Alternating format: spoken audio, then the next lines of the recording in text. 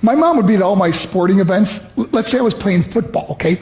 My mother would be on the sidelines, and if the play on the field started going one way, my mother would run along like, Mark, get him, get him. I'd be like, oh my gosh. I'd get in the huddle with the other guys. They go, Mark, is that your mother? I go, no, I never saw her before in my life. See, the greatest gift my mother ever gave me, she believed in me. I have overdosed on drugs on 3 occasions where I should have been dead. But I believe I was kept here for a reason. You show me your friends, I will show you your future. How do I know this? I hung out with losers, and I became the biggest loser of them all because I gave up everything I dreamt about as a little boy because of who I chose to surround myself with. My friends would drive me home at 2, 3, 4 in the morning. We'd be drunk and high, laughing in the car. We'd pull up in front of my house in New York. They go, Mark, the light's on. I go, oh man, my mother's up. See, my mom wouldn't go to bed until she knew her son was still alive. I'd walk in, she'd say, hi Mark, how was your night? I go, it was good, Mom, I'm just gonna go to bed. She goes, can I talk to you for a minute? I go, Mom, I'm tired, I'm just gonna go to bed. She goes, Mark, I haven't seen you all day and all night. Can I please talk to you? I said, man, just leave me alone. You bug me. I'd slam my bedroom door on the one person who believed in me. I was on a worldwide tour and we were wrestling overseas in Japan. After my wrestling match, I went upstairs in my hotel room and I fell asleep. There was a knock at my door at 3 o'clock in the morning. I got out of bed and I looked through the safety window and I could see it was a Japanese promoter.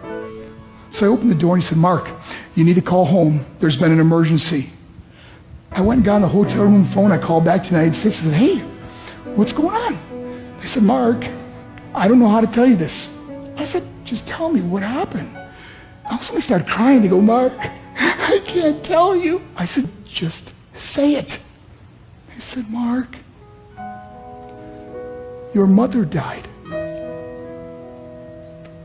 I just threw the phone down. I ran out of my hotel room. I took the elevator to the lobby, and when the doors opened up, I just ran out into the street. I mean, there was no cars, there was no people. It was 3 o'clock in the morning. And I walked down the middle of a street in Hiroshima, Japan, and I remember looking up and just saying, Mom, I am so sorry. I flew home for her funeral, and I was so nervous to walk up to her casket, so I just stood way in the back.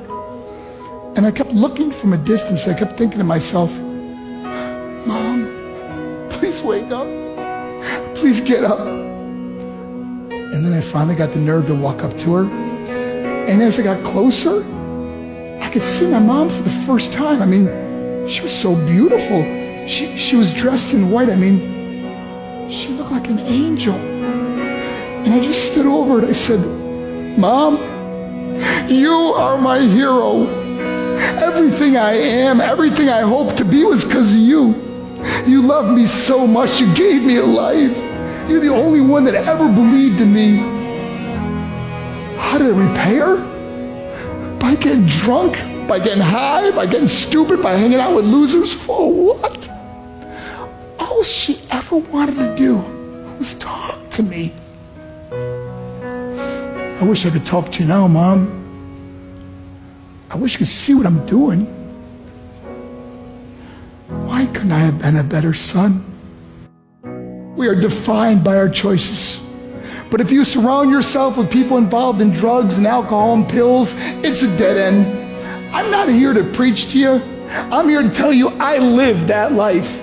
It leads to broken hearts, broken relationships, broken dreams, and death. For what? To get high? If you have a mother or a father, when you go home, tell them how much you love them. See, my whole life was about being rich and famous. I had to be a millionaire. I had to win the race. I had to win the race at the expense of my marriage, my family, my friends. For what?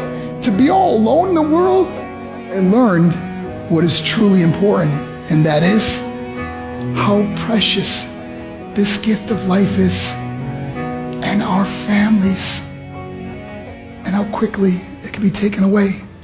See, I no longer live in time.